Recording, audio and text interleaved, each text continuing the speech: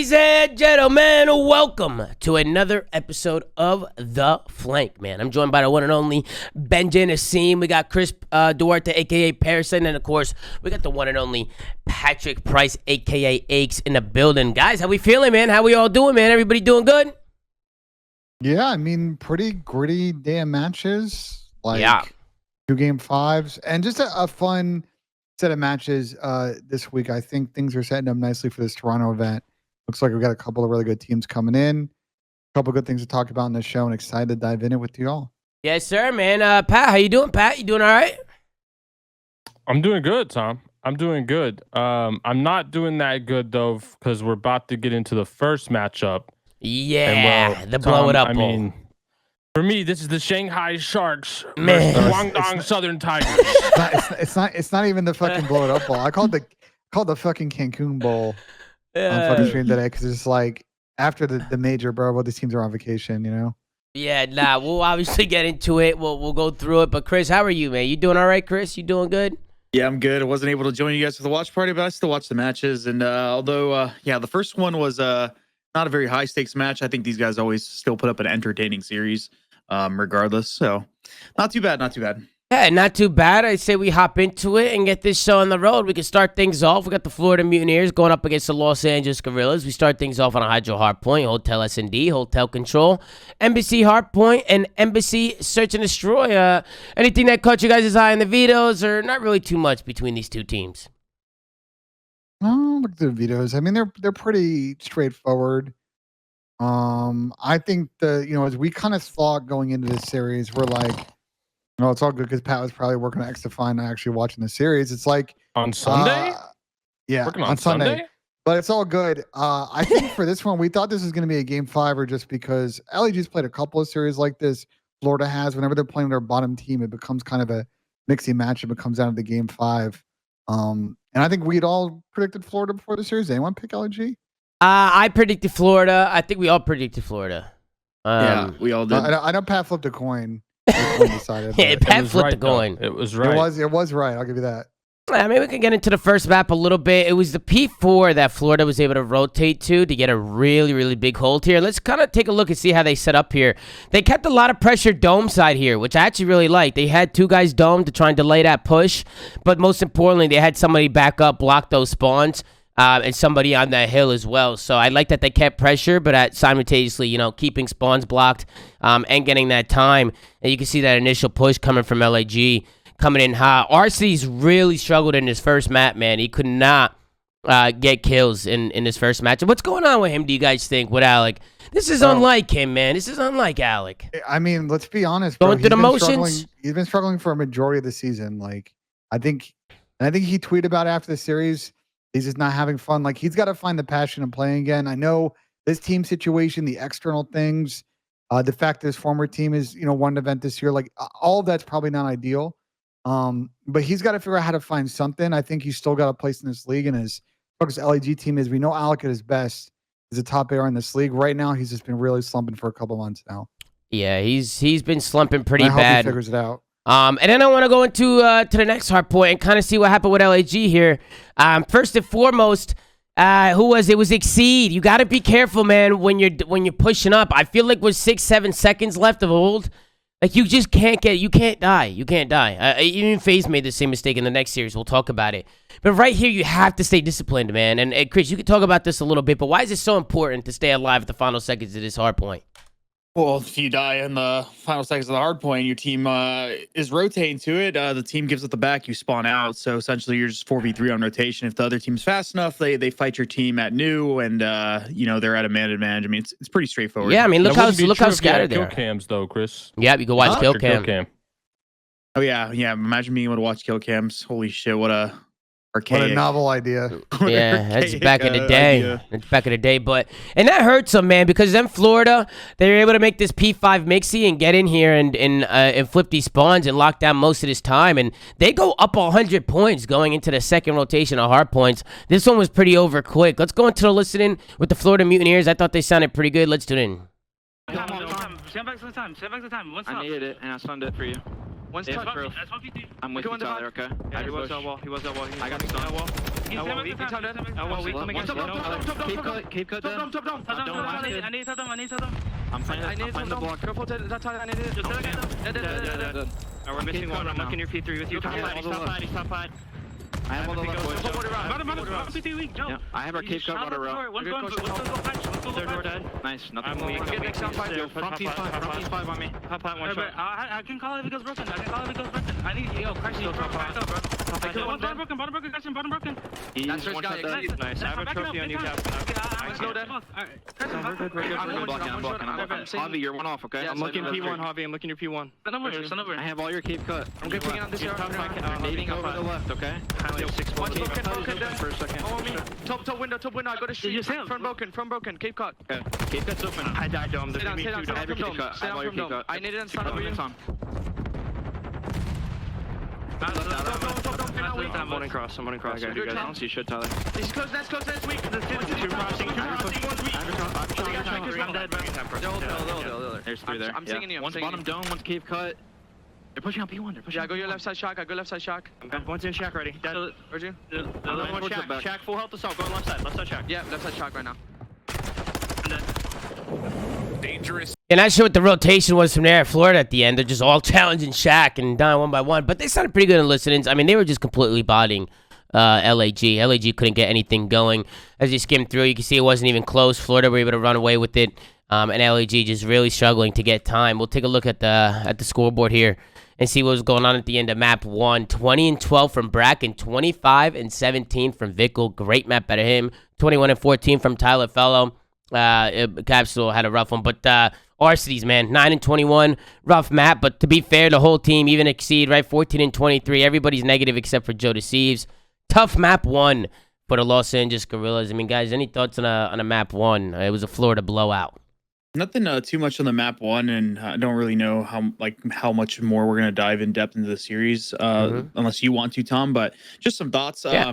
I didn't think that Florida, when they replaced Havoc, was gonna be able to actually bring together wins. I thought Vickle didn't really play too well on the team prior, but he's proved me wrong at least. He's actually been pretty good for this team in a couple of their series, and there's probably a reason why they've been able to win a couple series, especially in their searches. He's been great in search.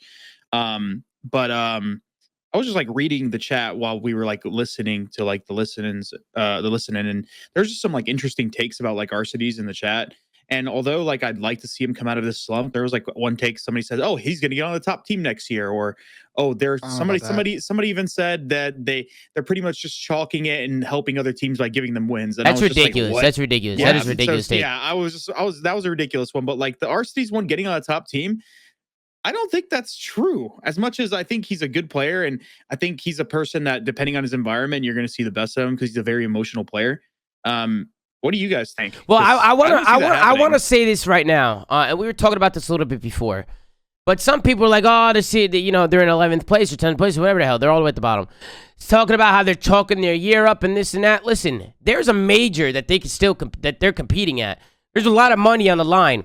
If any player in LAG is going through the mentality that this season is over and that they could just wing it and just go through the motions, they deserve to lose their contracts. I don't feel bad for any of them. I think they should all lose their contracts. I think you should get people in there that actually care and actually want to win and actually 100%. Bring passion and care and want to be better. You can't just chalk up the season. You can't just chalk it up, especially when you have a tournament that you could go to where you can win it. You could win that tournament. Anything can happen on a given weekend in Call of Duty. We've seen it multiple times before. The problem is they have 2 employees at that entire camp, and I just don't see a world where they would even if players did chalk it up. I agree with you, Tom, they should lose their spot, but LAG's not going to put the resources in to move people on the roster regardless. So it's kind of a lose-lose scenario. Yeah, but at least try and get better for Major 5, Pat. At least try and get better for the Major. But I'm saying the situation with their org is it doesn't even matter at this point. I think they to literally Tom's have 2 point, employees though, over there. to Tom's point, though, they are still getting paid money to be a team and get better every day, and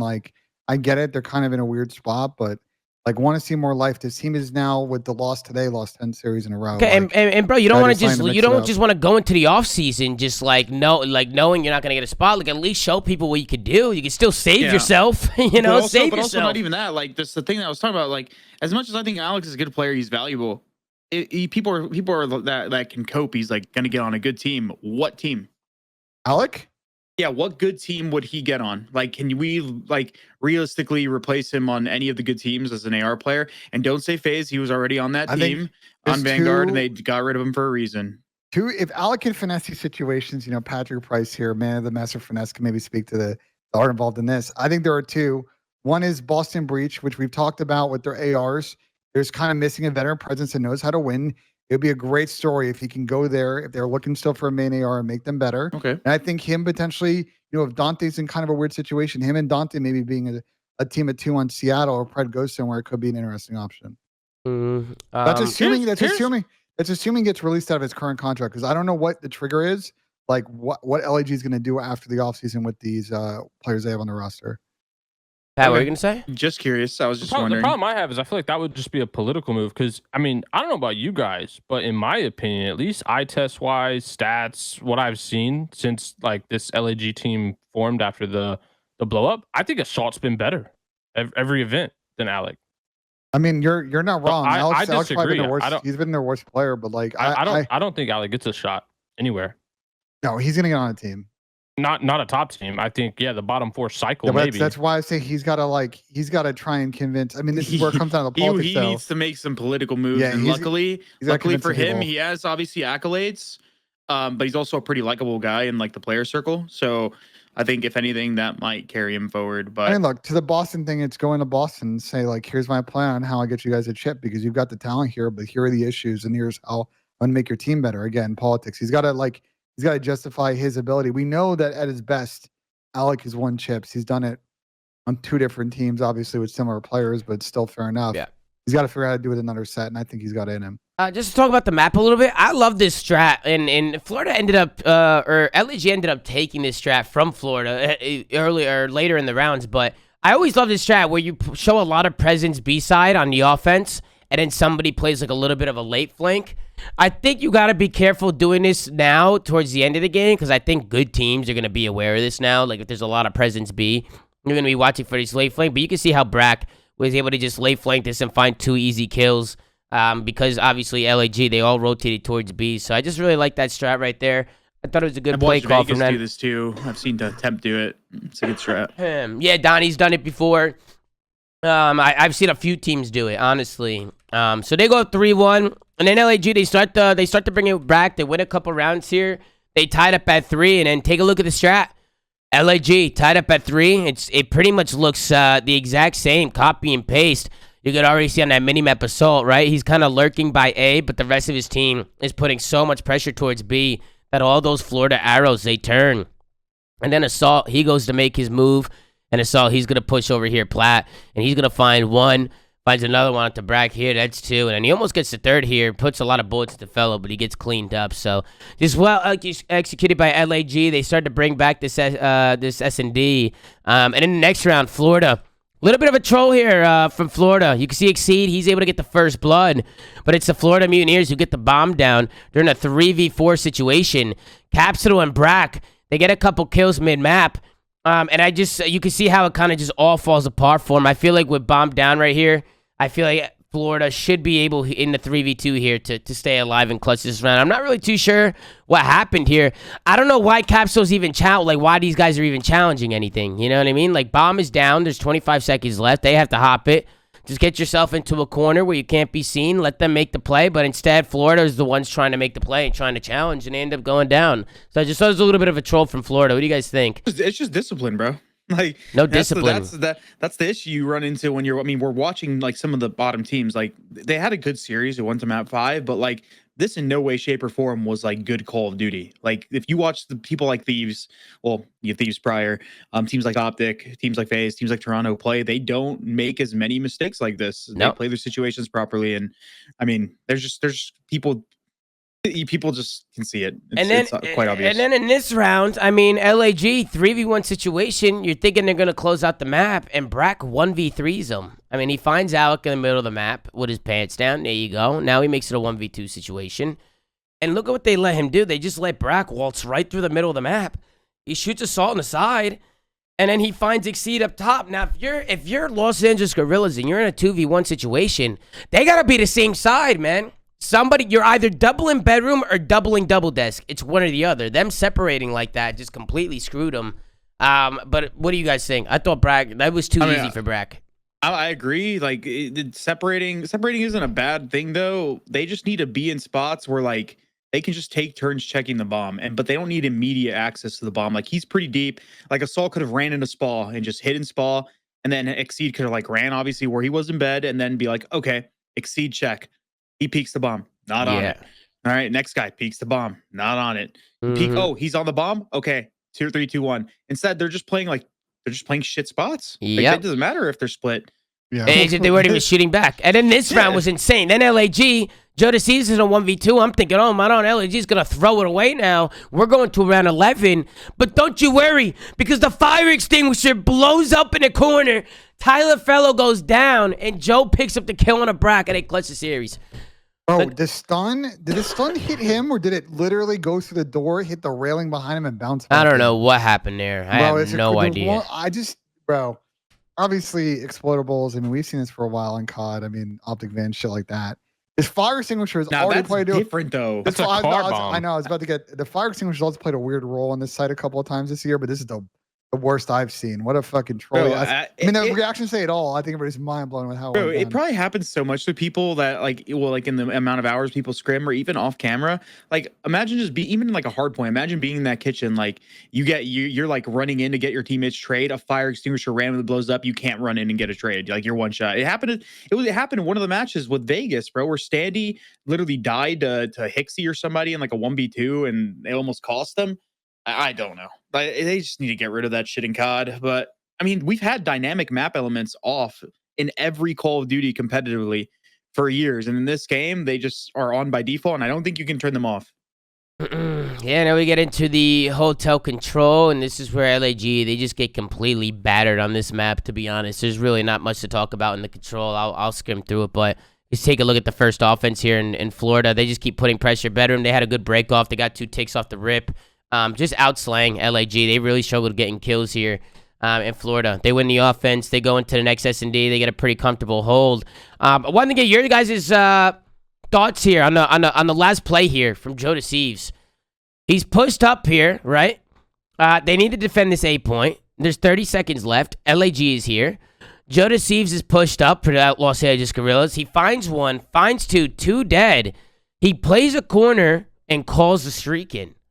Do you guys like that play from Joe to Thieves? Because I thought it was an interesting play. No, I hate it. Absolutely not. Not sure what that is. You should have played his life plate spawners. What the fuck? I disagree. He's got a hold. You disagree, Slay? Why? I disagree. I love the play because it got this map over faster, Tom. Yeah. I love the play, Joe. Take a look at the final scoreboard. 23-17 from Capsule. He had a great map 3. 23-19 for Joe. He's trying to do everything, but interesting play call at the end. He got 2 kills. He was the only one pushed out. He didn't push out Kitchen when he got 2 kills, so they're gonna spawn back right there. Like they're gonna spawn there. As soon as he called in the streak, I knew he was dead. So interesting play call, but Florida Mutineers, they go up 3-0 here in the control. They go up 2-1 in the series. I would say any final thoughts on that map, but I'm sure you guys have no thoughts at all. So we'll go over towards the next one, and then this map was pretty back and forth during the first rotation. We'll go into the listening here with LAG and see how the boys from LAG sound here in the second rotation. They were able to kind of run away with this one and send this to a map 5. So we'll see how they sound. I got you. Yo, I'm sitting X up top. What do you want here? Yo, one top breach, you cross gas, I think. At the back. Yo, top cat right now. S2 is open, that's it. S2 open, at the back. He's back gas. Oh, shit. He's back gas, he's gas wall, okay? Gas wall right now. S2, just keep on S2, I got it. What's side on accident? What's front back lane? One's S2, so Lamar. Stay down. I made. Heard you. I got it. Against front back. I killed him. I'm going S2 right now.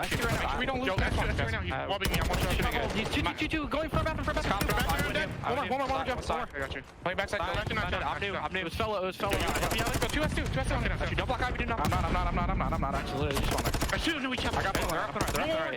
Me too, Alex. Adam's good. We're good. I'm looking left. One's over. They're gonna rock right. one. Get map. Right side fast. Okay. I'm being gas. We're good. Got you. Yep. I can play time. Yo, be careful. Yeah, good time. I'm gonna go top. Oh, already top gas. He's small. Okay. Nice. Be on Leauge. I'm playing Office. Yeah, make sure you Stay keep out. What the fuck? Yeah. I want to pinch office. Give me 2 seconds. I need it. Absolute, bro. He's I'm gonna get absolute. child here. Final 2 seconds. I'll go. Absolute. The P1 dead. Get Ivor Cross. I'm one shot. I'm one shot too. Ivor Cross, Sam. It's cab, guys. We're missing fellow. No, orange. I took my pinch. Orange. You're good. I've crossed. I got I'm one orange. needed. I'm dead. No, Get top dead. I'm one shot as fuck. Get off time. You guys. That's why. I've been trying to get this one. They're all over us. I got it again. All right, that's gonna do it for the listening here for the Los Angeles Gorillas. I see a lot of people in the chat tell us to skip. We'll get through it, guys. Don't worry. We'll get through it quick. This is where LAG, they're able to chain a few hills together. They chain the P3 over to the P4 here in the second rotation. It was actually Florida who get there early. But you can kind of see how LAG breaks this one. Florida, you have Capsule pushing out too far. And then PD's wide open. And with like a SWAT team, the Los Angeles Gorillas, they charge right through the halls. And they get the break here, and they're able to get the W here on the map number 4. It was a blowout here in the hard point. Florida Mutineers couldn't get anything going here in the map number 4. We'll take a look at the final scoreboard here. 22 and 21 from Vickle. Only one positive from Florida. And then on the other side, 23 and 17 from Exceed. 24 and 15 from Alec. Much better of a map here from Arcities here in the map 4 to push this to a map 5. And then we'll go to the map 5. Few rounds here that I was a little confused about. First round. Ben, what am I going to say?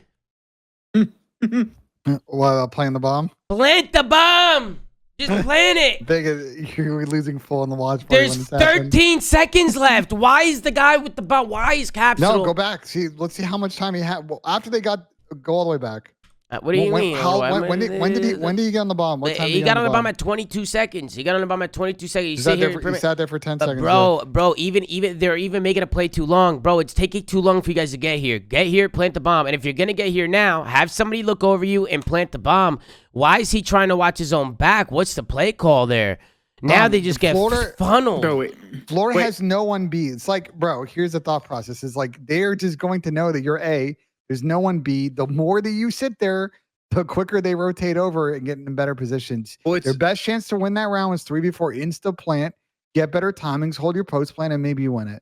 Go ahead, Chris. Well, yeah, I was gonna say it's Florida, or there's one player in particular. I don't want to I'm not grilling him or anything. I just notice it all the time. That is culprit number 1 of this type of gameplay where they just wait forever. It's fucking Brack, bro. No. Brack will wait till the last 5 seconds of the round to do something. I swear to God. Well, I think Cap had the bomb there, right? I know. Yeah, I know. But Brack could have Fellow's obviously pre-aiming over his top. Brack could have just fucking ran it down and got to his teammate and watched him. Instead, I'm pretty sure the guy on bomb's tweaking. He's like, somebody watch over me or something like that. I don't know what's going on. I don't know their comms, but Brack is always chilling in the back, bro. I swear he's always. I mean, I'll be straight up, Chris. Player on the map, dude. This has been a criticism of him since he started playing a pro, even in Black Ops 4. That was a criticism of him. He was on the LG team. Was just he just sometimes it's not moving too quick. He wasn't the way he wasn't the one to bomb, but he was just hanging back for ever. And then by the time the guy on bomb engaged, he finally pushed up towards his bomb carrier. So I don't know. And in this round right here, a little bit of a brain fart maybe from Tyler Fellow. I'm not sure what the play was here. The guy runs right in front of him. I think he should just take him out here. Just take him out. Even if you got to pull out the snipe and just let him have it. And just put a snipe to his forehead. And then even here, once Tyler sees this guy cross to the bomb site, he's got to know the other guy's right behind him to his right. He's got to know. He's got to feel that presence right there. He's not going to be coming from the spawn. There's no way. So I just felt I don't know why he jumped on top of the truck. I'm not really too sure what Tyler Fellow's play was right there. Do you guys know what he was thinking maybe? I'm not too sure. I think he just lost the reaction composure, from Fellow. You could tell he was like, oh, damn, what the hell did I just do? You know what I mean? When that shit happens, when you're popping a trophy or a dead silence or you're throwing a stun and you see a guy run in front of your screen, it's just ultimate lose full, and you're just oh my God, please. Yeah. And then he probably still hasn't regained from the fire extinguisher. Yeah, probably not. He probably lost full. And then we get into the 3-4 round. And then this was another troll. Joe Thieves. He gets the kill. And then I think he tries to jump the corner. He goes a little rogue. Then it's a 2v3 situation. Bomb's going to go down towards the A side. Ended up being back-to-back-to-back defensive wins. Florida, they kind of just run through the rest of these rounds and, you know, a few big rounds here or there. But it was all defensive wins from here on out. And they were able to close this one out. And Florida were able to get the dub here against the LAG. Guess what? What's up, Pat? LAG now tied second all-time with 10 losing series in a row, Tom. He's got the damn. most. The record is 13 with you probably can guess it, the Vanguard Legion. Oof. Yeah, that's game was no bueno. Sorry. Lord. My bad, Vanguard Legion. It happens. Any final thoughts on a blow it up ball? I think this one was. I mean, you guys said it was whatever. I thought it was a kind of an entertaining series. It was. I mean, my first takeaway is, bro, LAG's just like kind of completely checked. I mean, I guess it was a good kind of battle for them in this series, but they gotta find some way to, as a team, come together, have fun. Like there's still opportunities here left, but for Florida, decent dub. I kind of like if this Florida team can kind of clean up some of like the surface issues around like S&D, they can maybe surprise people at this final. But I don't think they're going to place amazing well. I'm not saying they're going to get first, but I like Florida's chances of overperformance over LAG going in this next major. Yeah. So I got a crazy stat for you guys. Sure, Pat. Let's have it. It's a crazy one, Tom. Oh, Jesus. Slasher is 0-12 all time against Shotzi. Damn. That's not a good record. It's not. Not one, Slayer? Not one? Not one. Mano. Not 12 one. all time. Well, listen, I don't even know. And what's the stat line between FaZe versus Optic recently? Because it's not good. It can't be good. What has it been? 1 in 10? They won 1 out of their last 10 that they played them, I think. What is there? A mental block going on? What the hell is going on here? I don't. I mean, we look at the vetoes and like, for example, FaZe banning Mercado. It's like choose your. Well, let me Then for the try and audio force the listeners. Mercado. Let me let them Yeah. know what's going on. It's Atlanta FaZe versus Optic Texas here, folks. We got a Fortress Hardpoint, Embassy S&D, Expo Control, Hotel Hardpoint, Mercado Surge. Ben, I'll let you talk about the views a little bit as we head into the map one. I mean, I think the views are pretty straightforward. Both teams got some solid maps. I think for FaZe, like it's a choose your own kind of adventure on either Mercado or on Fortress. They decided they want to square up a Fortress on this one. And, you know, I think going back to your original point, Pat, like at this point, like I don't know what it is with FaZe in this series. You know, I think Tom's going to break down a couple of plays here shortly. In Yeah. the series, it's almost at this point, like we're not kind of faded about saying it's a mental block. Like, I don't know if they're just kind of. I don't know if it's a mental block. now. I just think Optic's a better team. I think they're the better team right now. FaZe just made too many mistakes, and Optic take advantage of it. And honestly, it's mistakes that I think Optic was making early on that I think they've definitely fixed. Wait, you don't think there's something else here? I mean, bro, they've lost like. They one make out too of the many last- mistakes, Ben. Their respawns are not good right now against the top teams. But across all 10 series, though, is what I'm saying. The one victory they had was Major 4 last year, where Tyler went off and they were able to clutch it. But outside of that, like, yeah, these last best two have been 3-0s. A couple of them have been close, but they've had a couple of reverse sweeps. A few of those were at LAN last year. Like, I do think there is a mental block here. I don't know if they got a mental block against Optic. I think they got a mental block against Hardpoint Modern Warfare 2. Because Lord, this team, for being as good as they are and placing as well as they do and as consistent as they do, just suck at Hardpoint.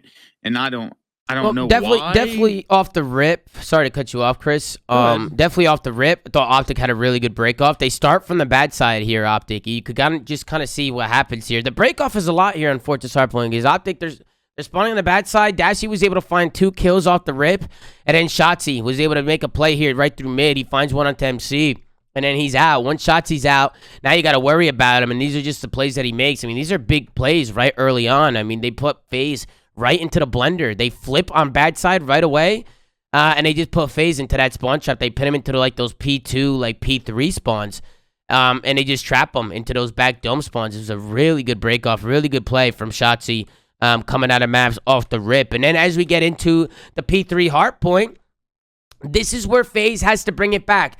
You lose the P1, you lose the P2. The P3 is a money hill. This is a hill that you have to be disciplined on, and unfortunately, I know Abe is P1 and I know he gets his kill. I think somebody Dome should come and help him, and I think Abe needs to try and get the hell out of there, man. He needs to just try and get into that next hard point, because the problem is he dies P1 and then look where he spawns. He spawns all the way out. I just feel like on rotation, they need to be a little bit more disciplined. I like that Abe cut the cross right away and got the kill. But as soon as he gets that kill, and I don't know about you guys can obviously, you know, butt in, Chris. You could butt in. I see a lot of people playing the cross on P1 here. I see a lot of people doing it, and yes, they get kills, but it's risky if you go down before that 5-second mark and you end up spawning out old on old in the back of P2. Chris, what are your thoughts on that? Abe cutting the cross there and not getting back. Is it a good play? Is it a bad play? I want to see FaZe play more tight here on the P3. It's a money hill. You know what I mean? Dying on rotation is just unacceptable any way that you look at it. The only thing that can salvage it is if you put yourself in a trading scenario with your team. So if one person's going to stay out, that motherfucker better not die. He can't die. And once you get that kill, just hide in the truck or something. He needs to hide in a corner and play off the no, like what I would rather him do is not even play the cross. Like hide, like if he can get top dub or hide bottom art or hide in one of like the creddy corners near like the closed like staircase or something and wait for his teammates to call out their gate or their front or their whatever, then he comes out, shoots them on the back. Yeah. Or if he's going to stay out, he needs more people to stay out with them. They need to be tradable. Right. If they're gonna cut those crosses, cut it together. Have one guy play in the back because one person being out while the rest of your team licks the wall at new. Yeah, I agree. It's like I think Austin could have played a better. Go back to the rotation. Like I think Austin's playing kind of this. Austin. I wouldn't say that. I think the head glitch Austin's playing, he could have sit on the fucking stairs instead of being out in the wide. Bro, Austin got 2 kills, Ben. He got 2 kills. He's got to fight 3 guys. I know. I'm saying I get that, but I think being on the railing is also a better spot as well. It's easier for him to stay alive. Listen, disagree. You either play tight together or, like Chris said, you play out together. One or the other. And if by any reason you find yourself being the one guy out like a Beezy, you play a mega creddy where they have to like hard check you. Or and when you play off contact from your teammates, you are not the first person to engage. You can't let Optic just block dome spawns that easily. You can't. They're getting a free pick. They're spawning somebody out for free, and then they're just using their numbers to get the trade out dome. I mean, dude, Austin got 2, and they still didn't hold this hill. He had to get 4, bro. And then you see Ghosty. Look at what he does. Ghosty knows what he's doing. I'm not talking about the fact. Okay, whatever, bro. I'm saying. Like that, he's why in the open there. I know he gets 2 kills. The railing spot's really good on this hill. Like I think it's a way better spot to play in the back. Then they also choose to kill the guy's front and kill spawners instead of maybe all 3, including the guy in the hill, shooting the guy in the back, so they spawn there. Like that was also an interesting decision they made. I get it, Ben. What do you think, Slayer? What do you think? I agree with Ben, actually. Oh yeah, Slayer. Yeah, great point, Ben. Great point. Okay, and then we get into the second rotation, and we get a listening from Optic Texas as they're up about 100. Let's tune in because I thought their listening was great. I thought this sounded really good. Thought their small talk was there. Let's tune in. We're good. P3 easy low maps, watch out. We're guys anvil. Yo, get in bottom maps. Statue, I'm back to you. No, on bottom maps. Easy. I spawn out. Single. He's front close. Front. Bottom art now. You need help on time? Okay, bottom art. I can block what I spawn. I have your pillars pinch. Roll back to the alert. Nice. I have the block, by the way. I need your gate. Wait. He's in the cross stage. He's still back up. One guy's front map. I have P2 now. I have P2. Go right in. I have P2. Yo, Simon dead. One guy's going to the back. Yo, can you get time? No. One to the back. It's a BZ. Yeah, you got me front chest. Get him. Watch out. Absolute self. Run. Yo, bench. He's on time. He's gone in time. First two. He jumped up those. He's in the P1 track, by the way. He went trees. Trees. Yeah, what trees on us? Don't stop you. Only bottom out. Bet yourself. Up you guys. Benches, one shot. There's 2 benches. W dead. Alright, 2 benches. One up. Pitch this guy. One guy hit through the left, I think. Make a push. There's 2 middle. Push out, Dad. No. Yo, he's behind me. Top 3. And that's going to do it for the listener. How'd you guys think they sounded? I thought they sounded pretty good. Yeah, it was good comms from them. I mean, a little bit less hectic than it normally is, and I think there was a lot of active small talk, so I really like it. Yeah, I feel like their small talk was really good. I mean, Ben, you think Dan Ghostie's bringing a lot to the comms and for this team? I feel like and we heard Dashy, Ben, I know you were watching the podcast a little bit. Bruce is giving him some hype on there, wasn't he?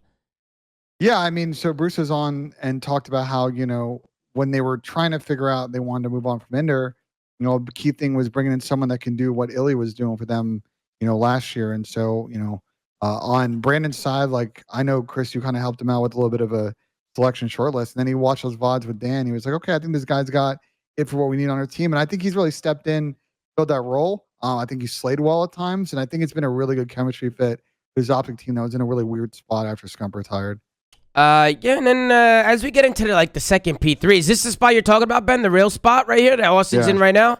Okay, so as we get into a second P3, this was another hill that FaZe lost. And honestly, it's almost like the same thing, right? Almost. This one's a little bit different.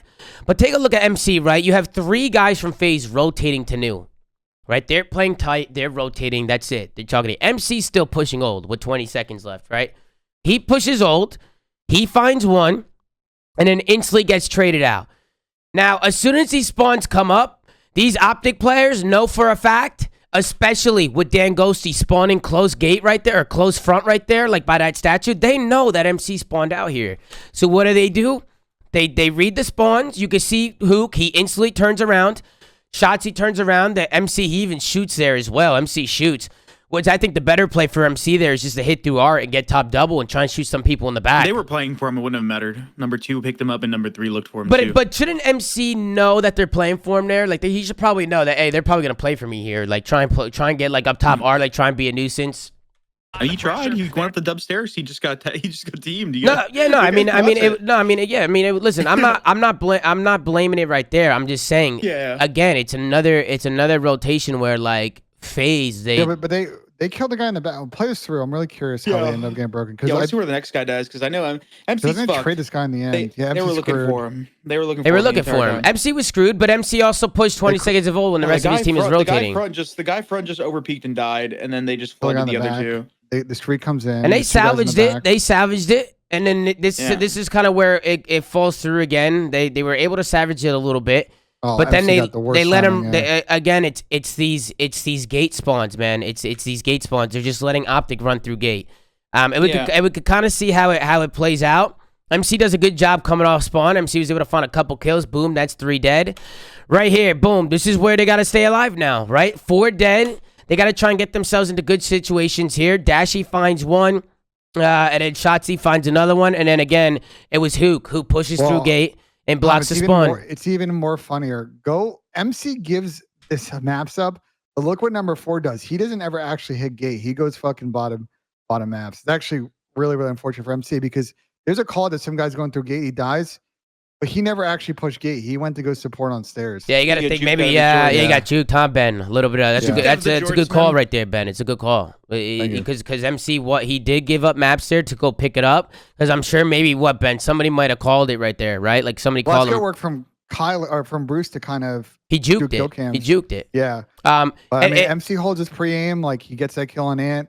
Maybe he gets traded, but either way, I think, just poor timing there. And they really needed all this 37 seconds. Yeah. And they're not going to get it. And Brucey makes the play, gets a couple kills. And again, bro, FaZe is a great team, but it's just sloppy. And Optic take advantage of these things, man. Like, Optic do such a good job of putting that pressure on them when they get kills. And they do such a good job of manipulating spawns that FaZe, again, like another P3, they're fighting from the back. Like, this could have arguably been a full 60 for them. And it wasn't. And Optic was able to get in there and get some time. And as we get through the rest of this map, FaZe, they started getting some good holds now. MC started really picking up the pace because he started a little slow. And then they started to bring it back a bit and get some time, but it was just too late at this point. It was too late. And they end up getting pinned back into those dome spawns, and Optic Texas were able to run away with this one on the Fortress Hardpoint, which, again, we know is one of Optic's, one of their better maps. This is a really good map for them. So, again, the P3s, man, just really hurting FaZe, and you got to give props to Optic because I think they did a really good job just manipulating those spawns and being aware of the spawn outs, and they just knew everybody. They look organized. They look really organized, and I think they look good. Pat, any final thoughts on the map 1? Nah, I was glad that FaZe brought it back a little bit though, Tom. I was getting like extra worried just for like a confidence level. But I am glad they were able to at least bring it back so it wasn't a complete blowout like we saw the last 2 events. I have an idea for FaZe, a little outside the box. I know that you can't really, it's really hard to do LAN boot camps, but they ping really well the Atlanta server from their facility. And I think doing a pre-LAN specifically for their team and their respawn struggles, doing that environment and getting some teams to come might actually be a really good idea. Do you think that's the issue though? They ping like 1 or 5 the Atlanta server. I don't know if that's the issue, but like when I've talked to Crowd about it Servers. on Scrap Time, well, that's part of the reason that people don't do pre-lands anymore because you can't. There's not a LAN version of the game, right? Unless you play on the build, they bring 2 events. You have to play online, but if you're at their facility in the LAN, like they ping really well. The build But- they bring to events, Ben, is the same. Like they pick Yeah, but the they have server. but they have the game server local. Like they bring their stack with them. But like the thing I'm saying is for FaZe is like I think, and I've talked to Chris about it on the show. You know, they have a translating practice to match problem, especially with respawn. I think trying to simulate less of the sitting at home in our facility environment and more playing their team actually on LAN might help them in the run up to some of these events. Again, outside the box idea. Outside the box idea. I mean, wait, I'm confused. I'm just a little confused. I'm saying how to so do a you pre-LAN. so you think a pre-land would help them fix their mistakes? I think it would help translate the practice that they are doing better at to events. Yeah, I think that's worth an idea. I don't know. How would that fix their optic yeah, issue, though? I'm confused as So to how that would fix the it. optic issue is another issue. I think just in general, going back to the respawn problem, Not like the they issue or have not, they have suck been- cock at hardpoint. they had been good at hardpoint at one event, and it was the event where they sort of found 2 bread and butter hardpoint maps. But even then, that split, they didn't play that great in hardpoint. They got to figure out whatever they're doing in between practice and matches is not translating. I think getting more reps in a LAN environment might be a really good kind of outside the box idea to maybe be a solution to that problem. Outside of just whatever they're doing now to try and figure it out while they're playing for the facility. But why are they? Here's my issue. Why would they just now be having this problem? Like, why They've would been having this problem all season, brother. Like the one event that they won this year. But like, why they- why would Modern Warfare 2 just change whether they're good online and good on LAN? Yeah, that's what I'm saying. I'm saying FaZe. They're- That's yeah, not what I'm they're- saying. You're they're- missing the point. Yeah, I He's am. not necessarily What's the saying point? that they're like, They've been bad. They've been bad at respawn online and LAN. Like, but the most important thing to them is like I don't think at this point you've got 4 online or 3 online matches left. I don't think that fucking matters. You're focusing on Major 5 and champs at this point, right? You want to get your hard point in a really good position for those events. What I'm saying is that's where you want to focus on in that environment. I think a pre-LAN I in think particular for them might help. I think what Ben is arguing, Pat, is it's not about like them being good online or good on LAN. It's more so if they get more LAN practice, their team might be able to take practice a lot more serious. Not to say they're not, but like get better quality practice and maybe help iron out their mistakes because they're in a better environment to do so. Which I mean, it could potentially help, but I don't really see any good team going out of their way to do that. Because yeah, FaZe is a great team, but are any of the No like, top team teams is going to go and really give gonna FaZe wanna practice. go there Nah. and give FaZe practice on No, a game not where at they're all. technically weaker in Definitely than not. all of them? But I mean, you can argue just like with any. I mean, people would say the same thing about why would you go fucking do a pre-LAN with LA Thieves? Like I'm saying that teams may want to take advantage of it because of an ability to try it out in that environment. Again, you're gonna get advantage that other people don't have. The problem is like the gap, right? Like who's better than FaZe in hardpoint outside of the top 4? In my opinion, it's nobody. It's Well, nobody. yeah, but that's their you're their gonna screw your competition scrim control and isn't other shit while you're Yeah. there. So if the you're competition is the top 4. yeah, exactly. And if you know that you're better than FaZe in hardpoint, why would you ever go practice them? That's my point. Yeah, Like, that'll you're never gonna never go- happen, we've Ben. seen I it promise normally you that'll in never the happen. war. Normally, the way this shit goes is there's usually 4 teams there, so you're gonna play the 2 other teams as well. Yeah, Huh? but Ben, I promise you that that'll never happen. That the top teams will never go to a we've seen pre-LAN this with before, FaZe. too, That'll never like, happen. If you're better than a team, you never pre-LAN them. Like it was Strictly Business in Yeah, I remember that 2014. in Ghost, They right? pre-landed Optic for like a week, and Strictly Business was 10 times the Yeah, but team weren't they Optic was just at the weren't they time. just And they playing made each them other? infinitely better. Weren't Yeah, they but just they made playing them each other? infinitely better. No, So there they was one more just- team there. I think it was TK there? I think it was TK that was Listen, there as well. we up until the beginning of the CDL, like the year of Black Ops 4, there were a lot of pre-lands that year, like a lot. Mm-mm. Well, Do let's. y'all remember? Like Gen G was doing them, Optic was doing them. Like Yeah, a lot of people pre-landing. I remember the And it went I pre-LAN. mean, it that's went just away- because it there was went a lot away. of people that lived there. Well- we drove up in Scrimmed Optic No, at headquarters. people flew into these pre-lands. The issue is that and I think part of the reason why they stopped is because they took away like the system link feature in the game where you could easily play in like a PvP LAN environment. And so it's just like, well, now if we're gonna go, we're gonna play online. I'm Well, I mean, saying the it's reason you console might versus consider PC. doing it in Atlanta is that they've got like fucking 10,000 fucking dark fiber where they ping one to the Atlanta server. But that, so it's actually a that pretty doesn't good matter, bro. environment. They could do it in Texas, and it's the fucking same thing. If you live in a Exactly. hub That's actually a city, good which point. if you live in a hub city, which most people do, and they play on their local server with fiber, you're gonna ping literally like 5. I'm Like, surprised that less. none of like the 6 teams in Texas have thought about this idea. Bring their fucking league PCs Well- and fucking call it a Well, day. let's get into the map too. I want to get into the embassy search and destroy a little bit. FaZe, they get a really good start. I thought the Terrors did great off the rip. Simp and Abeezy, they were really putting that pressure on them early. Just getting control of PD and getting control of the map. Honestly, that map control, right, like to everything in S&D. They were winning their fights early on. But then I think Optic adapted really well. I think they really decided to slow it down. I think Optic were trying to make so many plays. I think that confidence coming off the first map, they were trying to make some plays early. And then we go into the fourth round. This is where things kind of start to slow down for FaZe. Abeezy, right? They go up 3 rounds. I think he tries to take a risk. And Shotzzy, he's all over it. He predicts the push. Instantly a 4v3. And you could kind of see Optic, right? Like, they're sitting back now. Like, they're not trying to overdo it. They're not trying to make a play early. Like, I think they're trying to be patient now and trying to catch FaZe slipping. And that's what they did. They caught Simp slipping. They caught Abeezy slipping. They get 3 kills, and then they start to make their move. They win that round. And then we go into the next round, the 1-3 round. And the difference maker for me is Dashy here. I mean, Dashy with his snipe. If he's not missing, he's really going to be a nuisance on the map. And he was able to find some angles here and get a couple snipes. Shotzzy, he was going to be laying down here, and you can see Cell. He's going to pick up that first blood, so it's a 4v3 situation for FaZe. Not sure if I like to play from Abeezy jumping out window like that, but the trade does come in, and then this is where Brucey starts to kick up. You see him find a snipe mid-map, so he's going to even the playing field up at 2. And then Dan Ghostie's got 2 players to work with here, and Brucey with that snipe is able to find 1, and the trades come in. So just really, really good round. Really good round from Dashy there. I thought his sniper was the difference maker right there. And then we go into the next round. This was a big hold from FaZe here on the defense. You see MC now. He brings out the sniper. He actually sees the feet here from Hook. His heel, his toes are sticking out. So the trade comes in from Simp. And then you can see the aggression coming in from FaZe, right? Getting that map control again. They're able to hold their lanes. And Optic in a 2v3 situation. They got to make a play. And Shotzzy, he gets taken down mid-map. So Dan Ghosty, he's all by himself. Not really much he could do. Time goes down. And FaZe, they only need 2 more rounds to close this out. But we get into the 2-4 round.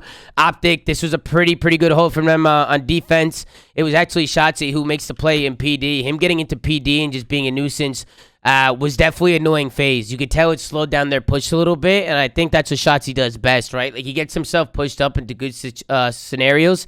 And he's just like a worry on the side of FaZe. Like, once they know that Shotzzy's there, they're worried about him, and it kind of slows down their decisions.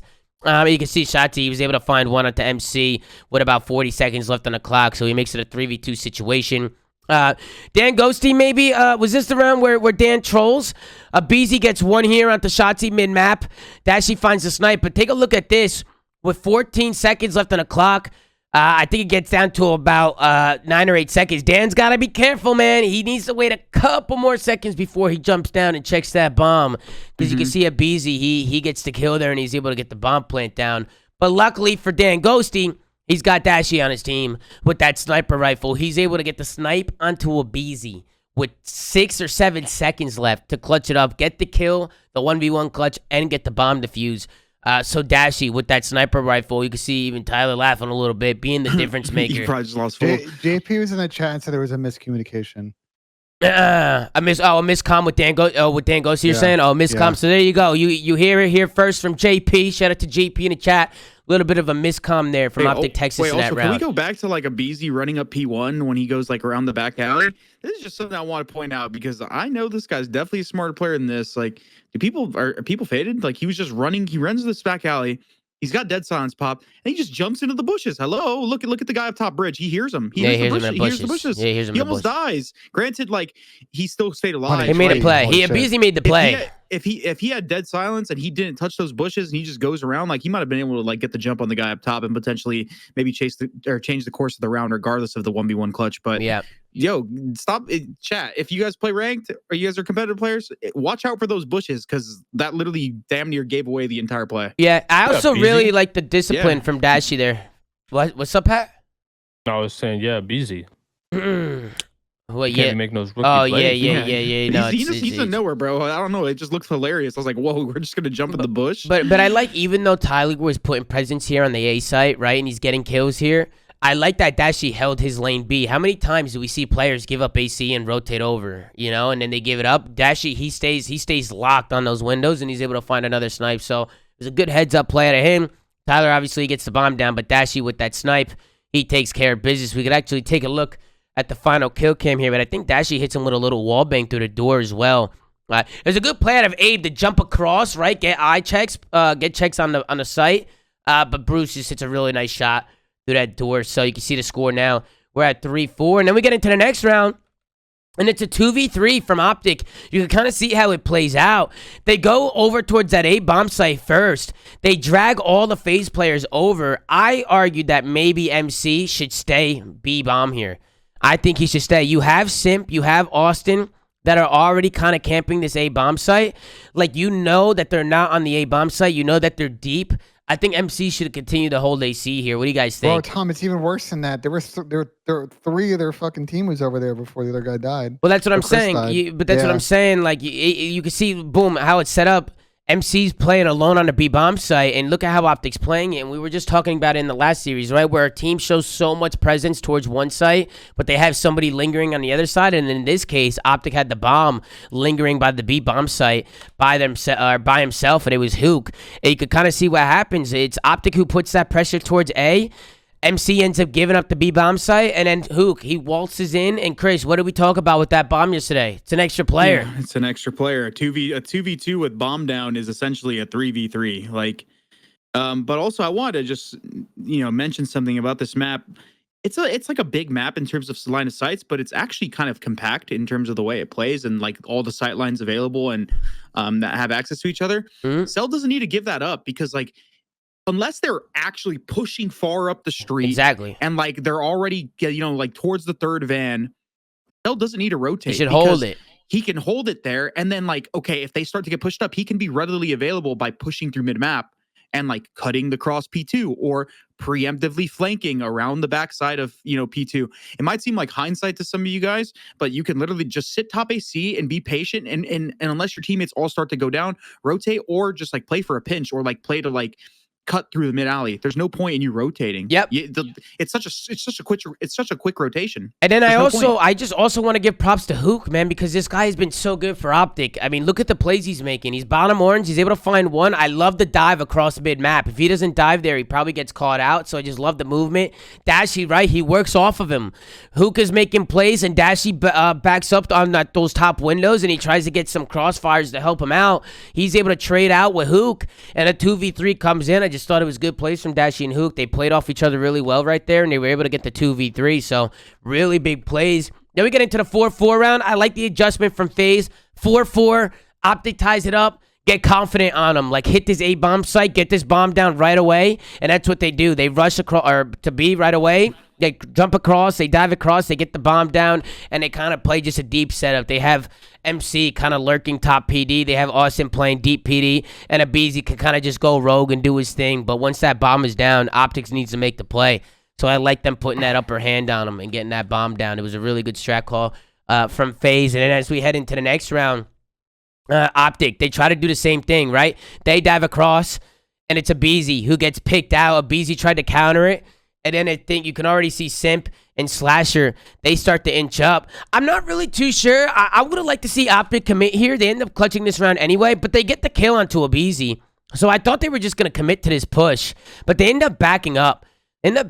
Here, and now it's Hook who's kind of stuck on the bomb site by himself. You can see Slasher, he kills Hook because he's by himself. No trades are there from Optic. And then Simp, he waltzes through mid-map and finds one as well. So now it's a 3v2 situation. And the Optic boys have to clutch up again. This is a round here where FaZe have to close it out. 3v2. Optic makes a little bit of a mistake there, in my opinion, backing up.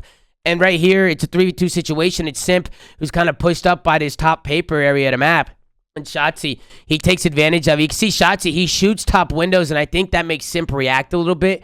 He catches Simp off guard there and makes it a 2v2 situation. And then I love the play here from Dashy just kind of lurking B. I'm not really too sure why Austin did this. I think Austin maybe should have chilled a little bit. I don't think he realized that Dashy got pushed up on him here. Dashy got snuck into a corner, and Slashy didn't realize that he was pushed up on a map. Tom, I think they thought they were both still office, and I think Austin wanted to watch MC's cross because MC's is kind of like playing the AC spot. And Yeah. I think, yeah, it was just a good play from Bruce. And then Shotzi, he goes to get this bomb down, and I think MC might have a chance to clutch this here, but he gives up on a kill. He jumps top AC and he stops shooting. You see him stop shooting there, and Shotzi, he basically turns and burns. He takes down MC, and they tie it up. We go to a round 11 here in the map 2. Chris, you gonna say something? I'm gonna say that. I mean, that whole round just stems on Simp. He got overzealous. Like he thought, okay, this guy's top window. Maybe I can make a play on him. He just gets caught with his pants down. Dashy turns around and kills him. If I think Simp plays that a little bit more patient, because yeah, that guy's top window, but he doesn't have direct access to like the bomb, like or planning or anything. Like Simp could have just sat top bathroom and played it a lot more patient. It was just bad timing on his part. And then we get into the round 11, and I love the play call from Optic, except for one thing. Hook having a bomb while he's doing it, right? Like, I think maybe drop the bomb somewhere in PD before you do something like this. Maybe give it to somebody else this round, because Hook just says, fuck it. And I like the confidence in a round 11. I like it. He jumps out of mid-map, shoots a BZ in the back. The only problem is he keeps going, and Sim kills him, and boom, there's the bomb. But luckily for Optic, they have Shotzi on his team, and he turned the hacks on. Shotzi, he's top plat. He sees MC shimmying, slashes back alley. Did he get a red diamond? Is that what it was? No red diamond. No red diamond. Apparently, somebody asked him in the Optic watch party, and Shotzi said he just guessed, which is a really, really good read. I mean, to be fair, Pat, bombs down in there. Shotzi probably was like, you know what? They're probably camping corners in there. And you got to give it to him. He just read him. He wins the fight. Well, it doesn't win the fight. He just shoots him with a side through the wall. Maybe, No, I don't know. No, you don't game assist there. He just guessed. He just guessed. Cell does things like that all the time, where he just starts guessing. wallbanging like doors and like walls. Yeah, just a guess. And as soon as Shotzi gets that kill, it's over, man. 3v2, they get the bomb down, or 3v1 now, and Slasher, he's kind of screwed here, and just like that, Optic takes his clutch up. In our watch party that said like they knew bomb was down, and they probably had an opportunity to like put more than one person there and play like corners. Yeah, like, you could have someone's, because like if you think about it, MC's top AC. So you're not going to get flanked from. You want to know why? You play corners in there. I'm aware you can get pushed to the doors or middle. You want to know why they didn't get in there? The ARs. They got two. I think Austin and MC want to keep their range. Austin, just go pick up fucking Kyler's sub. He could have, yeah. He could have picked up a sub. He could have. They could have made a play. Maybe played a little tighter. He sits behind the fucking desk. Like he can just kind of like play behind in the P5 spot. Like I don't know. I mean, obviously it's super lucky kill, but I agree with Clay. Like.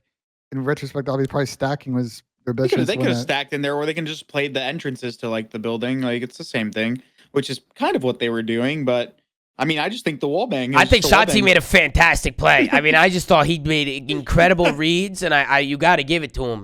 Really, really good read there. He finds Simp in the corner, and then Shotzi's also getting on top of that truck with that scar in hand, and they're all smiles after that one. You can see FaZe. They leaned back in their chairs. They had to get up, take a little mental breather. Probably it was a very back and forth map. A few rounds there, they went back and forth. So really, really good map number 2 between these guys. We'll take a look at the scoreboard. 10-8 from Shotzi. What a map from him. He was making plays all map. It's super annoying to play against him. I thought he was definitely being really impactful in this map number 2. Any final thoughts on the map 2? Pat, we'll go to you. I see you nodding your head. I mean, what are your thoughts here, Pat? I mean, it was what 4-2 when Dashy got that clutch, right? Yep, it was 4-2. Yep, when Dashy got the 1v1 snipe. I think that round just kind of swayed the tide. They should have closed it out in the 3v2 before. I mean, they just lost. They lost full. They just choked. Yeah, I mean, still great plays out of Optic to clutch it up, but they just choked the fuck out of that map. To be honest. Yeah, and then we get into the Expo control. A few things I saw in this control. One of them, listen, incredible. How do you play them on this map?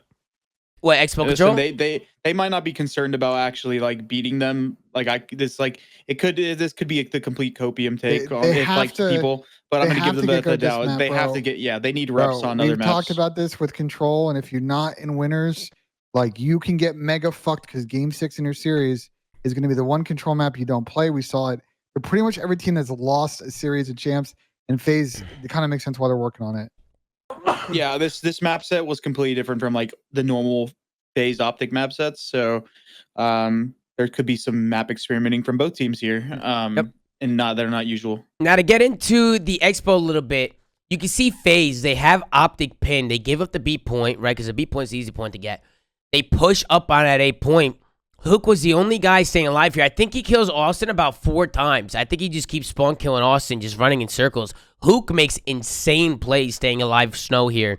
And he continues to get kills. You can see him get another one there onto Slasher. Insane snap there. And then he finds another one onto Mr. MC. And him staying alive here, I like the plays. But I think after he gets the kills, I think Optic need to work a stack here. I think number 1 needs to jump on that point. I think Hook can even dip back after getting these kills and get on the point. I thought it was a really good place from Hook, but I want to see some stacks after they get these kills. I think they should back up. And you could kind of see these lives, they start to dwindle down. Because of that, Optic don't get the cap. They only get 2 ticks. And then at the end of this, Optic, they only have 2 lives. But look at how this plays out. aBeZy, he gets 1. Also, why was my chat spamming he was stunned? He was not stunned. aBeZy was not stunned here. I think aBeZy needs to try and get onto the front of that point and contest this here. He kind of gets caught out in the open here, but what do you guys think? Simp makes the play. Also, Simp making his play spawns Optic close. Did you guys notice that? Like, go back. Optic has no Optic has spawn. Yeah, Optic has no lives. Simp is he's making a great play here, spawn killing. They're doing a great job here. 3 go down, but I think Simp lingering back here is spawning Optic close A. They don't have anybody pushed out on that bus. So, someone that just died has got to tell MC to stay alive. Well, we talked about this yesterday. If MC runs away, they probably win this round. Well, we talked about this yesterday though, Chris. What did we talk about? If you're not pushed up bus, you have to be careful. You have to. Like, if you're not pushed out there, they could still spawn there. Like, you have to be careful about that. So I think it was a little bit of a misplay there from FaZe. But then aBeZy, once he gets this kill, I think aBeZy instantly needs to dive and contest. Just contest. 2 lives. They have 2 ticks already. I think if aBeZy can get down on the front of this hill, they're good. Then he gets stunned last second, right? Last second he gets stunned before he dies. I think he would have died regardless, because he wasn't even looking there. And in Optic, they get 2 stacks, and the other FaZe guys coming off spawn can't get there in time. They didn't contest in time. So I think Optic should have stacked. I think once Hook got like those 2 or 3 kills, Snow, that he should have dropped back and they should have all jumped on the point. They only needed 1 more tick, so I thought they would have capped it. And I thought right there, aBeZy should have probably jumped out and contested right there. But what do you guys think? Oh, 100%. He should have tried to dive to the box. I think the reason he played it like that because he thought after he got that kill, he was gonna get like insta-chowed, but the guy never like showed his face. Optic, I guess, learning from their mistakes against Vegas where they chowed off the point. This time they didn't. You see how easy it is to cap 1 tick with 2 people. Yeah, I mean, it goes up fast, man. It goes up really fast, and we'll see the stacks because Optic get a clean 4 stack on the last round. But we go into the next round. Obviously, Optic, they go on to the defensive side now. FaZe were able to get the B point, but fortunately for Optic, they were able to outslay him in this round and just keep him off that 8 point. Got a little sketchy here for a second. You can see FaZe, they actually get a little bit of a wipe here, and they work some stacks onto this point, but Optic were able to clutch it. So that's going to be 3 dead for FaZe. You can see all these players on FaZe, they're pushed out, but it's Hook who goes massive. He finds 1, finds 2, finds 3. They let Hook go big on the pinch and find 3 kills. They don't let Hook do that. FaZe maybe or probably get that cap there, but instead Hook makes an insane individual play to save Optic in this round, and then with a minute left to go, Optic, they get pushed up hut here. Once you get pushed up in these corners and get these kills, what does Optic do? They push out that bottom left-hand side of the minimap. You can already see Dashy, right? He pushes up towards that bus and just keeps FaZe funneled. They keep them funneled over towards those top right spawns, and FaZe, they're forced to OE or try and wrap back and kill Bruce. And honestly, they couldn't get out of the spawn. The kills go down. The spawn traps were in. And Optic drained those lives all the way down to the bottom. And then we get into the final round, which is where Optic, off the rip, it's FaZe who get the 2 initial kills. But check this out. Dashy with 1, Dashy with 2, Dashy with 3. And then Dan Ghosty picks up the 4th kill. And look at those green arrows. Look how fast this point goes up when you have all 4 people on a point. This point is going up at the speed of light. FaZe, they try hitting this point off spawn and they can't even get there in time. They throw their tags, they can't get there in time, and then this is where I think FaZe said, fuck, we lost. They just start trolling. They start jumping out of bar. They start running at them. And Optic, they have 2 minutes to get this 8 point, and they just kept that pressure on them for that 8 point.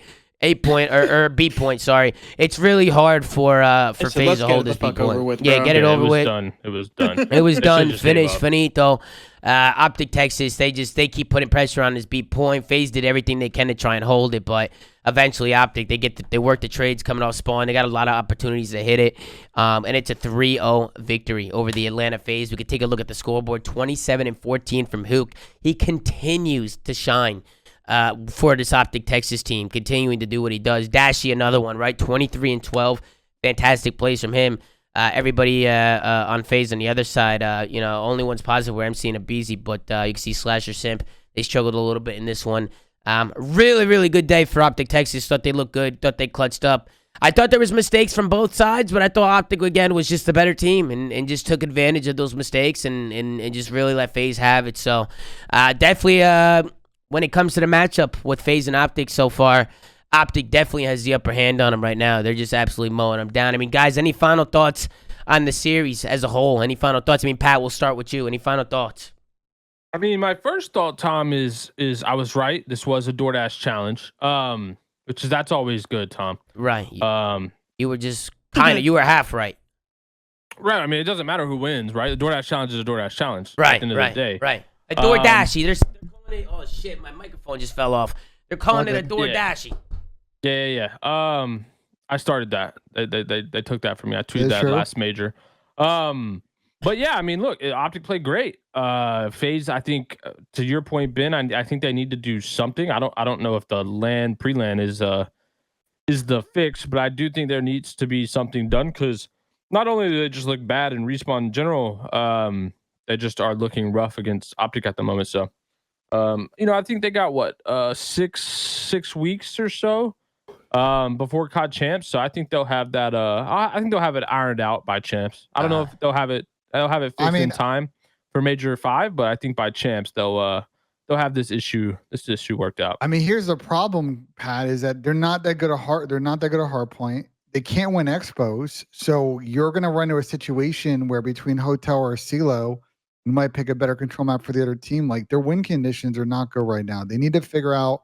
And it seems like when the last time I talked to Chris and they talked on stream, like comms are the issue. Not sure how a team where 3 people have been teaming together for like 2+ years still having comms issues. They got to figure it out and figure it out quick. I want to go to the interview. Red Dot merchants.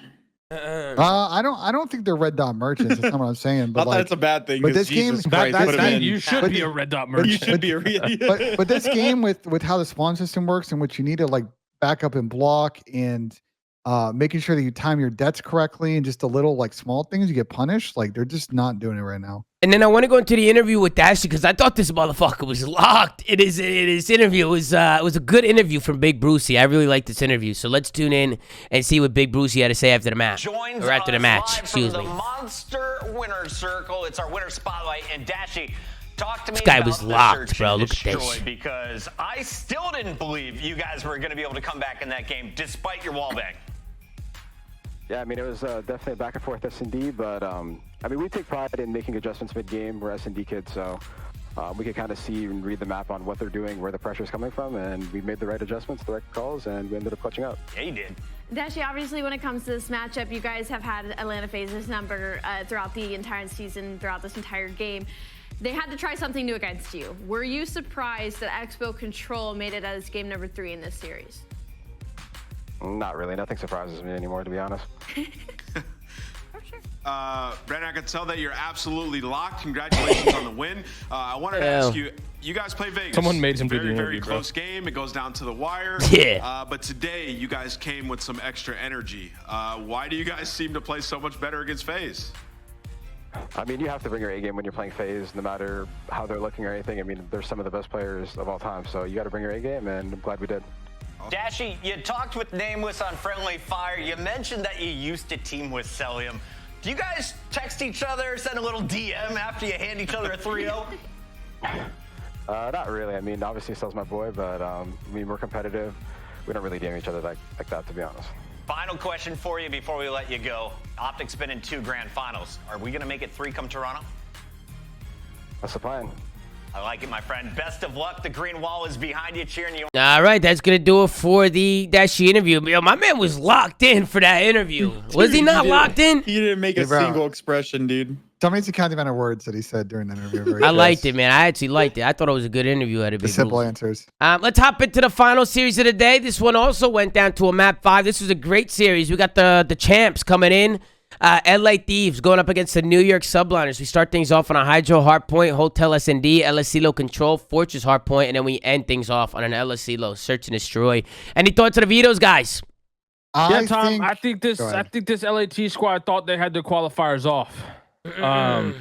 Man, this is now the second team coming off a event win to come back and just have embarrassing weekends. Debut weekends in the first, next online stage. For me, I want to know where Kenny went. Kenny went on vacation. We're not seeing the real Kenny. They cloned him, Tom. They cloned him. They cloned him? It's a fake Kenny? Yeah, it's a fake Kenny. No way. Know who, but it's not the real one. It's a lookalike.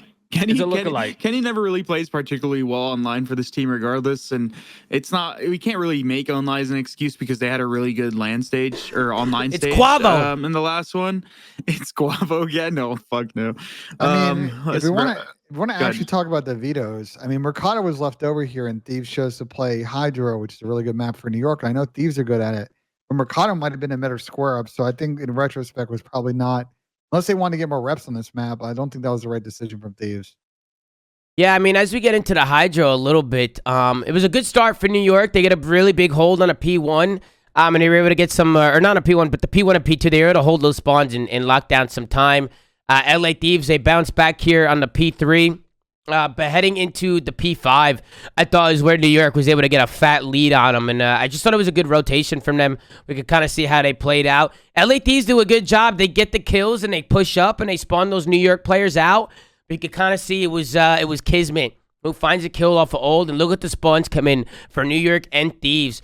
Some parallel spawns coming at that Old Hill. But I thought Caesar Sky's Bueno investing in his game. He puts himself in a good position here on the rotation. I think he saves this rotation from New York. Wanted to highlight this play from him because I think him staying alive here, top rock, and finding a couple kills, make that 3, make that 4. I mean, Skies just put on an absolute show going into this P5. You can see how they were able to extend their lead here and get a lot of time here and get a pretty fat lead as we head into the second rotation of hardpoints. Really, really good plays. Coming from Caesar here. And then after this, it was about plus 70 going into the second set. There was a weird spawn that came in. It wasn't a weird spawn. I just think it might have been a misplay from LA Thieves. They're down about 60 points here. They have to hold on to these P2 spawns. They can't let go of these spawns. But look at what they do here. So the time clicks down, but look at what they all do. They all push up here on P1. And I think at the last second, Envoy realizes, damn, hold on, give me a second. They could spawn behind us, and boom. Check out the spawn there from Caesar Skies Bueno. Chris, why don't you talk about it a little bit? Where's the line, Chris? Where is that line? Because the LA Thieves, they need to continue to block those P2 spawns because they get somebody spawning right behind them. Can I see? Let me see exactly what happens. Like, play it and let me watch. Yeah, so it plays through. Everybody pushes up. Envoy, he's dome. He ends up turning around last second, but I think it's too late. Bro, I wish I had an answer for this one because I've seen it where a guy sits top dome and everything's fine and dandy. I don't. Hold on, Pat. Hold on. We gotta go full screen for that, Pat. We gotta. Am I go full screen fried? for that. You know what I mean? I like that one. We gotta go full. Hold on. We gotta. Look at that. Is that Steph Curry? Yeah, nah, Slay. I like that, Slay. What the fuck? Now, Slay. First of all, Slay, tell me I don't look like $1 million shooting that 3-pointer, Slay. $1.5 million. You know what I'm saying? Look at that. Look at that. Swoosh. How you doing? Nothing but that. Okay, Chris, carry on. Chris, carry on. Red. It was red when he spawned there. He was red. It was red when he spawned there. It was red. Unless it wasn't the white. Spawns are decided before the guy actually spawns. Nah, it was red. It was red when he spawned there. It went white as soon as he spawns up. Then it went white. Yeah, then it went white. Yeah.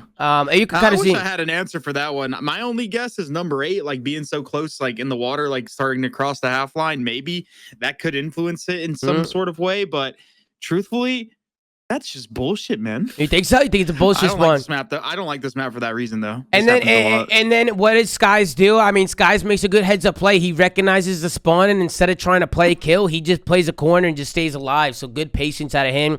This is where New York, because of that spawn again, they were able to hold a lot of that time. We actually have a listening from the New York Subliners. Let's tune in and see how the boys are sounding.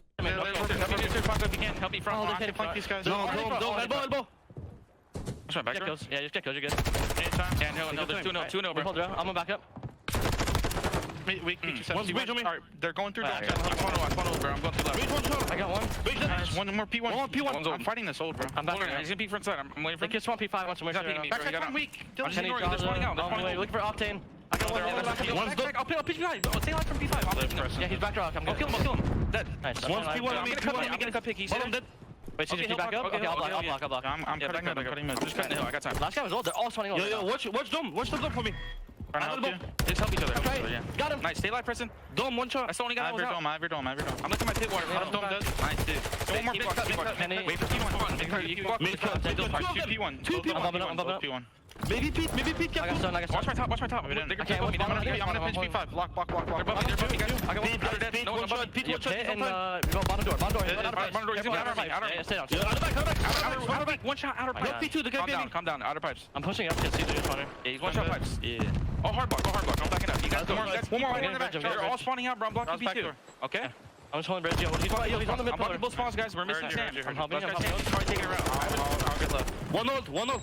Actually, I'm not getting left. I'm so hard blocking. Yo, keep rotate spawn. Push bottom. Yo, careful. Rotate. They're gonna be fine. They're probably done. Like, don't spawn. They're gonna spawn behind you still. Other back dead. What could be dome spawns, right? Okay, I'm reflanking down. Alright, so I'm blocking them. You're blocking. Yeah, you're good. Yeah, I'm blocking. Keep coming to the back. I get Yeah. I'm looking in the street. Alrighty, that's gonna do it for the listen. I thought they sounded good, little hectic for a second. I think Skies was that guy, right, to just kind of calm everybody down. You know, everybody chill out, everybody relax. You know, they got a pretty big lead here. They were able to get some pretty big holds. And then as we go into the third rotation, you can see it was New York. They really play for those P2 spawns as the next P1 pops up. And it ended up working out for them because they were able to flip on in. It was LA Thieves who got to listen in here at the end, but it didn't really last very long because New York was holding P2 and about to end the game. So they cut it short. Really good discipline from New York to get those spawns. Rotate and just stay ahead of the game, right? And make sure they just play their fundamentals right. They end up taking a map 1. We'll take a look at the final scoreboard. Everybody from LA Thieves negative. They really struggled in the slaying department, but on the other side, I thought the Bulldog Kismet had a fantastic, phenomenal map. I see him in the chat as well. Kismet, you play your ass off here in the map 1. 36 and 28 with about 4,000 damage. 33 and 20 from Paco right behind him. Caesar and P-Dog positive as well. Really good map 1 from New York. Any final thoughts, guys, on a map 1? No, I mean, I think my thoughts, they should play Mercado, but go ahead. I was just going to ask, Tom, because when I was watching your stream in the watch party, you took the over on Hydra and Octane on this map. Did those hit? No, Octane failed me by like a kill or 2 kills. Actually, Slayer, yesterday, I hit 4 in a row. I went up about $400. And then today, I lost 4 in a row. And I lost all of it. Actually, no, I'm up $50. I'm up $50, Pat. And then that's when I stopped playing, Pat. I was up $50. That's when I stopped playing. Obviously, yes, gamble responsibly. You got 50 more than you had, Tom. Yep, that's what I'm saying. 50 more than you had. Gamble responsibly, you know what I mean? You know, gamble responsibly. I don't gamble a lot. I just do a little bit for fun, just to make things interesting. But if you are going to gamble on the matches, on the prize picks, make sure you gamble responsibly, folks. But let's head over to the S&D. To start things off, it was really good plays here from P-Dog off the rip. Little 1v1 here for P-Dog. I think we had push-ups on the line for this one. I think it was Clay and Ian who were going back and forth a little bit. But P-Dog, he's going to jump the corner here single and take down Envoy. So a really big win there from P-Dog. Then in the next round, I thought LA Thieves single pushing a little bit. It was Draza who tries to get across the bedroom off the rip. I like the play from Draza, trying to get aggressive, but he ends up getting picked out. And then you see on the other side, it was Envoy who tried to make a play on that B side, and he gets picked out as well. New York was all over that. A quick 4v2 for them. They were able to go up 2-0. We head into the third round. This is all Draza. Some trades go down. Octane actually gets a 2-piece with the snipe here. Love seeing Octane with that sniper rifle. I think Octane does a great job here finding kills. He puts himself in a good position, and he was able to find 2 kills here, couches, with that snipe. So really good shots coming out of him. And, of course, it's Paco and Draza. But the problem is with that time ticking, Draza knows where that bomb is down. He plays a little spy here in top bed, and he's able to take him down and shoot Hydra in the back. So, or LA Thieves are able to get around on the board. Both rounds, next 2 rounds, was a couple defensive holds from both teams. We go into the 2-3 round, and again, who is it once again coming in hot with the ninja defuse? Ladies and gentlemen, it's Paco. He's doing such a good job at just reading these situations. I mean, we'll take a look at it. Bomb goes down. Paco, he's going to dive on it, and he sees the guy run away, and even the way he diffuses it, right? The way he diffuses it, he turns his body so the guy top bedroom can't see him. It's little things like that I don't think people really notice. But Paco turns his body so his legs don't stick out, and Paco, what another ninja defuse. I mean, what is it with this guy, man? This guy just knows his timings, eh? He just knows what he's doing. Who was middle map challenging Infodesk? They made a really good play because they were super worried about that guy. Who the number 5 you're saying? Kismet? The Bulldog, yeah. The Bulldog. It's the Bulldog. Because number 4 is on block and he goes Infodesk and he's so worried about the pinch play here that, you know, they don't have the crossfire anymore. Yeah, and then we get into the next round. It's a 2v2 from Paco and the boys, and I thought Paco again makes the play. Hydra finds one off the rip, and some trades go down. It's a 3v2 situation. LA Thieves, they're able to get that guy off the bomb, so now it's a 2v2. And look at the plays here from Paco. He's actually going to get aggressive in the 2v2, make the play. I don't think Kenny expected Paco to just push right through the spawn like that. I thought it was a really good heads-up play. And then I like how Paco was able to stay down and call his teammate. And you can see Kismet, he's running over to come help him. Paco, he comes in for the trade. Just a really, really good two-piece from Paco. Honestly, Paco, these last 3 rounds, he was just making absolute plays. He gets an ninja defuse, makes the play in the 2v2, and then we get into the next round, and it's Paco who's left in a 1v1 situation, and he just reads Envoy. They both pop their dead silence here. You can see Hydra, he's going to reposition over towards that main desk. Envoy, he tries to wrap, but it's just a good read coming out of Hydra. He knows Envoy's trying to make a play.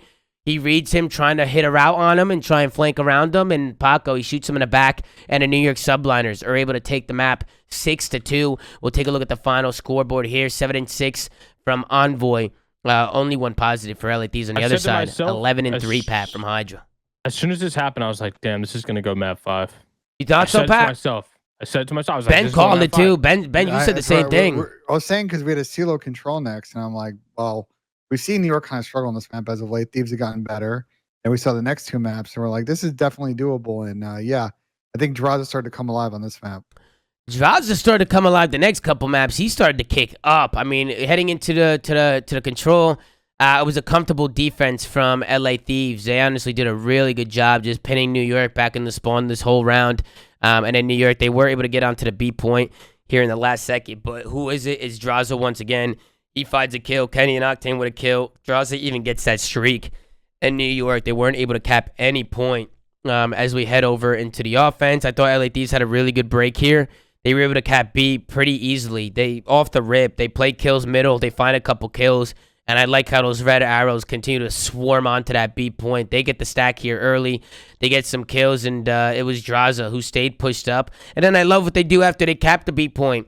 They cap the B point off the rip, and take a look at that number 1 arrow. We talked about it with Octane when he was on the show the first day, right?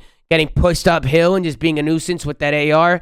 He gets pushed up on that hill with the AR, and he just rains hell up here. He's just tagging people up. He's not finishing kills, but he's putting a lot of bullets down into them, and when you're doing that, it's really, really easy for your teammates to pick up those stragglers and find some kills, and he stays alive here as well, and that allows LA Thieves to get onto that 8 point. They win the offense, and then, of course, we go into the final defense. It was a quick 3-0 for the LA Thieves. We don't have to spend too much time here on the control. I thought LA Thieves, they had a pretty comfortable win here. Any thoughts on the control, guys, for LA Thieves? I thought it was clinical. I mean, this is night and day from where they were at, like in the beginning of this year on this map. They've improved so much. New York continues to kind of not really like find their niche in control. Like they don't really have anything they can rely on. They're playing one of the better control teams, so it's kind of hard to gauge. But still worried about New York's control struggles, regardless of the series victory. Yeah, you worry about New York? Work on there. New York's just not that good at control. It's like they keep trying to play different maps, and they just can't find their footing on like anything. Well, I think it goes back to similar reason with FaZe with the Expo thing. I think for New York, like they used to play Fortress. You know, last split, like they actually were not bad if I remember. I'll look it up right now. Last split, they were 3-1 on hotel control and 3-2 on a CeeLo. So 6-3 is not bad, but they didn't play Expo at all. This split, they played 2 controls, 1 Expo, 1 CeeLo, and lost it. So I think it still comes back to the fact, again, similar on the FaZe. If they're getting to a final situation, or they're in a situation where they're not picking the control map, you know, Fortress is not there. You're not 7-1 or whatever they were on it anymore. Like they got to get better, at least 1 or 2 of these control maps. Yep, I agree. As we head into the Fortress Hardpoint, this was the map number 4. Honestly, it was pretty back and forth early on. LA Thieves are able to work a big break onto the P3.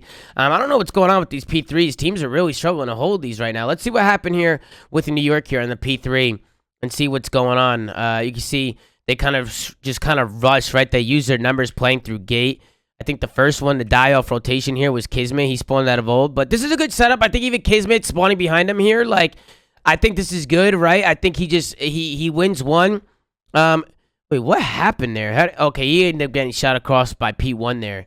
And you can see the stuns coming in, right? P-Dog trying to stay alive, and you can see Kenny and Envoy, they just kind of run right through gate and win these fights. It was a really good break from LADs. Really good teamwork there. They just kill Kismet, pushed out, and then use their numbers gate to just work some trades and piece up some people, right? Yeah. Good break there. What I don't like. To get one there. He did. He got one, and then he ends up dying. They flood through. He spawns up again, and they read the spawn and just spawn kill him. But I think the main reason they get broken there is Priest just needs to adjust his spot. Like he just farmed like a big 3-piece, like Change it up to his teammate, switch up the spot. Like they came around the corner, they just blew him away. Like he's just gonna get bombarded here. Why do people stop playing these spots up here, like top dome and like this little cubby top right? Like, I feel like if you have a guy cubby top right and then a guy top rails here, like, you just have that tight crossfire on them, like, it's so hard to, like, get through there. You know what I mean? Yeah. I haven't seen people play it recently, like, on these rotations. Like, people are always playing so deep, either on the railing or just kind of in the open playing, like, off angles, which I like the off angles. I like it. Like, I like what they're doing, but they got to switch it up a little bit because I think it's starting to get predictable. You want to be a little more ratty, Tom? More ratty. Slay, they need to get more ratty. Like, play tighter. You know what I mean? But go ahead, Ben. No, I mean, there's a lot of different ways I think you can play that. And I was confused. I was talking about Paco, not Kiz. Obviously, Kiz got spawn kill. I thought Paco, if he can get one there, they had a chance. I think it's just tough. I mean, they 3-hit door, pressing up back down. Hydra, I don't think had any utility. I don't think he could have, like, stunned or naded and just didn't get one. So. And then there was sometimes how that goes down. There was a 3v3 and they lost it. And then obviously New York, they bring it back a bit. I mean, it was a pretty back and forth map, but I want to talk about this second P3. This was actually something that caught my eye here. Right here, right? I don't like New York playing this guy off old. I think they should just leave him on that old time and just hit gate and just work trades. Like, use your numbers and just hit these guys out. Because what happens here is they end up backing up and playing for this guy off the old hill. Because I guess that maybe they don't want him to pinch on in, but they kill him. And then Octane, he's just going to spawn up right next to him, right? And then he could just kind of delay their push. Like, I just don't like that play from New York. I think they're better off chalking that guy in the scrap and just playing towards new and using their numbers. You know there's a guy in old picking up 10 seconds. Fuck him. Leave him there. And just hit it. You know what I'm saying? What do you guys think about that? The guy that was inner, I want to see where he was prior to being an inner. If you can back up to maybe 15 seconds in the hill. Okay, 15 seconds in the hill, boom. They all come off spawn P1. You see how one comes off spawn P1, one's in R, one's following them up R. Like, they should all just hit this right side, like this gate side. Like, instead of just dropping off here. If anything, it should be Kismet. You know, he should be hitting P1 and maybe picking up that cross when he's coming up to P1, and then, the rest of the guys can use their numbers and flood. One guy's at old. One guy's going to be playing on the hill new. So you have two guys that you can work with. Just use your numbers and bully gate. I think that would have been a great play from New York. But instead, they play for the guy off old, and LA Thieves puts him in a little bit of a blender here. Granted, New York were able to get the last 30 here. But you guys know what I mean. I thought it would have been a good play if they just used their numbers. They seem like they all turned around to some kind of communication call. Also, Go ahead, Chris. that spot that he the spawn that he got right after they killed the guy on old is just a misread by them. I said it yesterday when we were talking about this map. You don't actually have to physically be pushed past that gate. If you get really close to those doors, you block the spawn that's inside the actual P3 area of the map. That's why Sam spawned in open. If somebody would have got to open quick enough, he would have spawned bottom art instead. But so they also didn't read the spawn out on the guy they just killed. They thought he spawned with his teammates, and he ends up just shooting them in the back and then putting them in a blender. Yep, and then we got a tight game here. We go into an LA Thieves listening. They really started to kick up. So let's tune in to the LA Thieves and see how they're able to push this to a map 5. Let's tune in.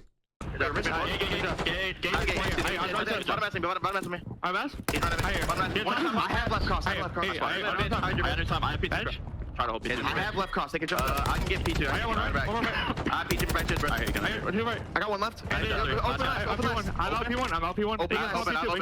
Watch your P2. Watch your lower. Watch your lower. I'm top solo. Solo one. Right door, jump down. I'm going down. Trying to watch my lower. Give me time. Yo, lower. I spawned out 2 pillars. Shoot up. I got off time for a second. He went dark stage. I spawned out. I'm in the cage. I spawned out. Red P5. 2 dark stairs, guys. 2 dark stairs. Dark stairs. Win up. Lane on white truck. Cannon. One shot. Cannon. This is white truck on you. Back door. He won. Alright, behind cannon and rolled. Cause he won. I spawned here. I went out right. Match, Chris. I spawned. So he's on bench. He's on bench. He's on bench. Shut up. Nice. Open. Alright. Close. One shot open. He's so weak. I'll play this guy. Stage jet. Lane down. All stay to me. Stage. You just take it. He's weak. I'm holding. Okay, good. This guy's still staying. Hey, that's fine. I have time. I'm on table. They can pitch me bench. I don't have trophy. Get in maps. Open dead. Bottom maps. Shit on. Bullet, bro. Could be close. I'm going outside. He was close earlier. One is closed now. I'm coming in. I can be open. Lower. I'm gonna open it. Yeah. Hold it. I'm absolutely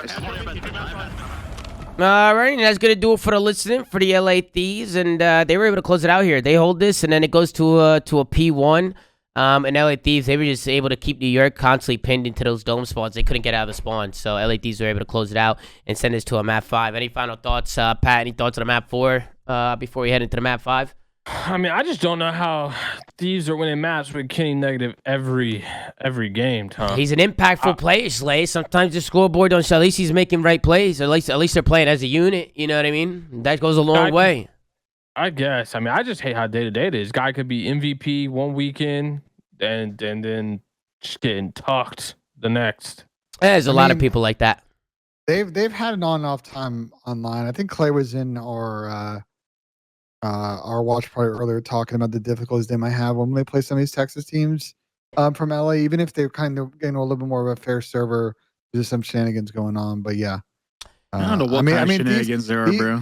Thieves have always, though, to be fair, like even not Kenny aside, like they're also really good at winning series the last 2 years when they don't outslay teams. Like they're just really good funnies. Then we get it to the map 5, El Asilo, and check out the snipes here from Paco. Finds one onto Draza pushing through, then finds a nice shot onto Kenny there in that back alley. So a nice 2 snipes coming out of Paco to start things off. LA Thieves, they bounce back and hold on their defense. They were able to tie it up at 1. And then Paco, again, I love the play he made here. He was able to get pushed up kegs here, and I just think Kenny maybe didn't read this. I don't think he realized that Paco already snuck in here, and Paco, he's able to find one here, and then at this, he has a guy pushing him through A. I think he ends up taking out his teammate, but Paco comes in and gets the trade as well, so really good plays coming out of Paco. Make it a 3v2. Skies ends up going down, but you can see that bomb is down, and time is ticking. P-Dog finds one, and then Octane, he's left by himself, doesn't have a lot of time to work with. It was actually Octane trying to get this bomb down, but time runs out. New York, they end up going up 2-1 here. Thought it was good plays from Paco through the mid-round right there. NYSL, they get a quick offense here. It was Draza who tries to make a play through mid-alley. He ends up getting back down. He's going to have to back up, but it's Octane who gets picked over by Field. So it's a 4v3 off the rip. Draza continues to put pressure on him, but Skies, he realized what Draza was trying to do.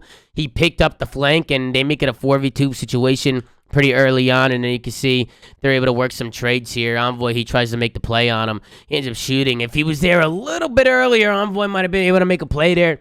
But NYSL, they're rolling through these rounds. They go up 1-3 there, and then they hop on a defense. It was a pretty comfortable defense out of them. Some trades been map. LA Thieves, again, they're trying to work that bomb. But, again, Paco, he pushes up field. You have Skies holding it down. New York just do a really good job. What is it with New York on this map? I mean, Clay was even talking about during the watch party. This is just their map, man. Like, they're really good at this map. Why do you think they're so good? I think the sub players just really, what's the word I'm looking for?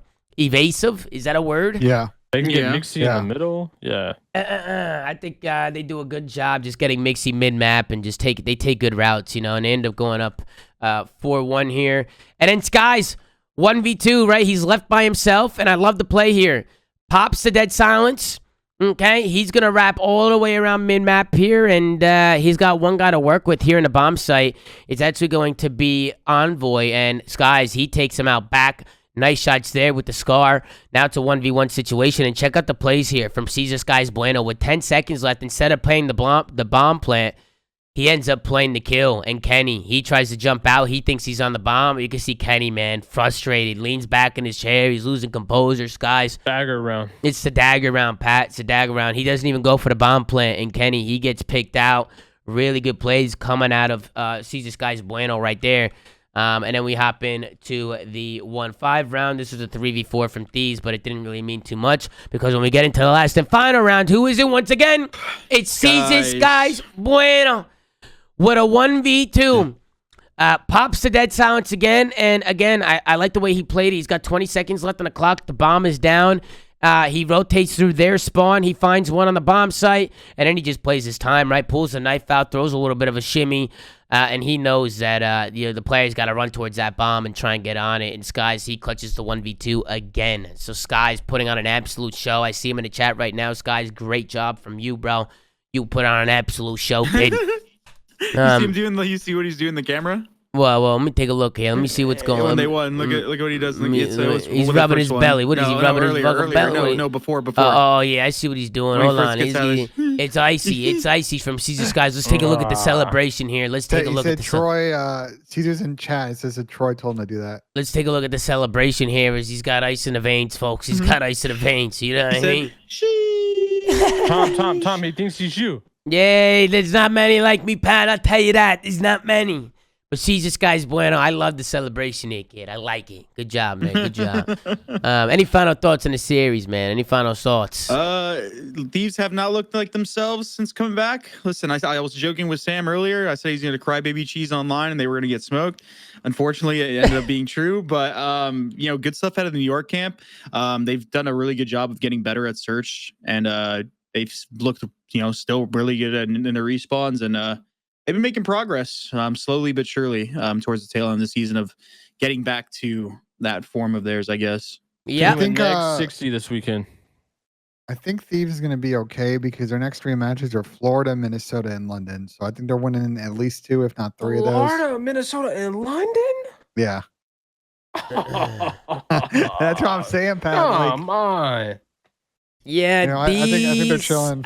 Listen, we're looking at matches next week. Man, are these some stinkies other than the last one. I think FaZe and Vegas will be a good match just because Vegas is right on the cusp of making champs. So I think every match just matters so much to them. And I think a lot of people are rooting for Vegas to sneak into that top 8 as well, especially after all the sound EQ stuff. I don't know. People are really rooting for Boston much right now. Love all the guys at Boston, but the sound EQ thing, I didn't really like that too much. But what are you gonna do? Tom. Yeah, we got LAG going up against London Royal Ravens. Mano, it's to fucking blow it up, bro. You know what I mean? I got shit. Who the fuck do I got in this one? I don't know. Pat, flip a coin, maybe? Flip another one? Yeah, I'll flip the coin with you. Tom. Head or tails. You got all of us. I'll do head for London. I'll do tails for LAG. All right. Are we all flipping a coin? No, I'm picking. No, I'm coin flipping right now. I'm picking London in this series. Go ahead, Slay. Who do you got? Flip the coin. Right. It is tail. I got LAG. Go ahead, Ben. I'm picking London regardless. Like I think last time these 2 teams played, London won.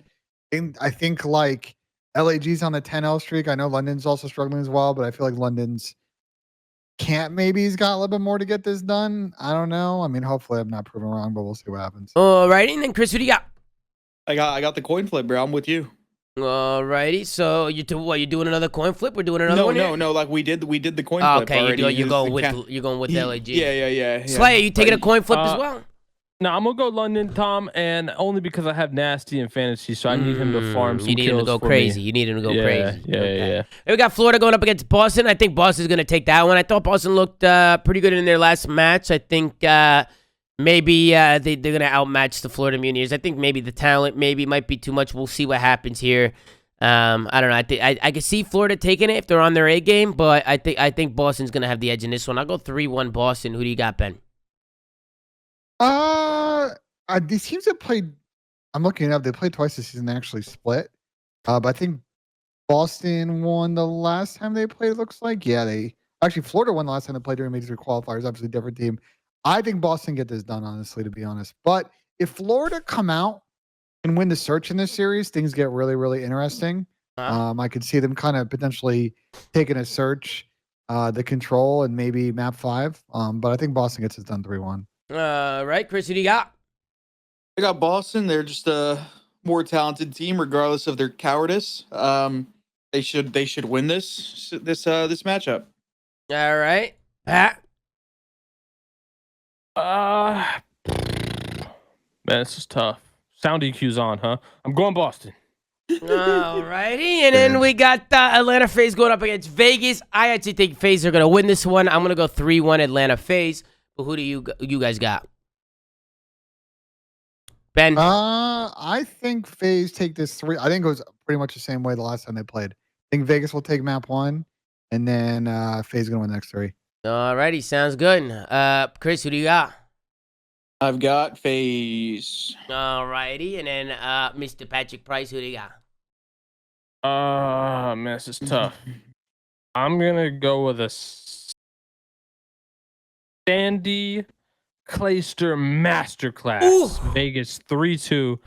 And I need this, Tom, because a lot of people have Abizi and Celium as their captain in fantasy, so I need a poor performance out of them. So I'm gonna go with a Vegas 3-2 win here. All righty, now it's time. A lot of people are doubting me right now to miss this basketball shot, but you know what? I was sinking a few shots today, and I'm about to sink another one. Let's see how it goes. Let's go. Let's look at it. All right, ladies and gentlemen, Tom heading out of the shipping container. Hope you guys enjoyed the show today. Tom, looking forward to basketball. Yeah, this is a bet the house challenge. This is a bet the house challenge. He misses, right, Tom? He is missing. Chris? Yeah, he this is a bet the house challenge on him missing. If he hits it, like, let's see, this would be absurd. And he sets up. Oh, he whiffed it. Oh, Mosto, he just didn't get the roll. Oh, he didn't get the soft bounce on the inside of the rim. Bro, we just man, it was good, man. It was looking good, bro. You know what I mean? It was there. It was on point. It was even. It was a little short, man. It was a little short. There's something. You see that window though, right there? You see that window with the light right there? You, Tom? It was blinding me, Slay. It was blinding me. You know what I mean? Gotta get some curtains. Gotta get some curtains. Nah, for real though. For real. You know the lights right there were in my eyes, but. You know what I mean? Get a 4 and 23 spam in the chat. But, yeah, guys, that's going to do it for the weekend, man. I thought it was a great weekend of matches. We had a lot of fun this weekend. The watch parties were great. The shows were great. You guys were incredible. A lot of energy in the chat all weekend long. So I can't thank you guys enough for all the love and support. You guys are absolutely incredible. Just thank you guys, man, for all the love, man. Seriously, it means a lot. And I'm excited to get into it next week. We'll obviously be live during the week, going to do what we do. Get my internet fixed on Tuesday as well. So excited to get into it. But guys, as always, man, make sure to like, comment, and subscribe if you're watching on YouTube. Anchor.fm/theflank to check out all the audio sites to Ron. Go follow @theflank on Twitter. Gert's doing a phenomenal job running socials per usual. And then go check out stallions.club for the merch. But as always, man, take care. Tom, when's the merch shipping, by the way? Within the next week or two, it should ship. Yeah, yeah. Because we're working with. Order, you know? We're working with Aaron Create, and I know because I know Scump and them did a drop, and we did a drop. So you know they're trying to get both orders out there, but they're coming in. Slay, you should get a tracking number soon, so be on the lookout. I just want to make sure I got it before Toronto, Tom. That's really all it was. Yeah, hopefully we could get them out soon enough. I asked Aaron a couple days ago, and he told me within the next week and a half, 2 weeks, everybody should receive a tracking number. So hopefully, you know, that all, you guys all know Aaron Create, right? You guys know Aaron Create. Yeah. But I've been working with them, with those guys over there, with the Rich and Lonely guys. So hopefully you guys get a tracking number soon. We'll keep you guys updated. At Toronto too. Yeah, we're also gonna have some merch at Toronto as well, and I think we're gonna be doing, looking to do an online drop as well during the Toronto weekend. So stay tuned for that. Got some designs working up. So go check out stallions.club. And as always, take care, brush your hair, and we'll see you guys next time on another episode of The Flank, man. Take it easy, man.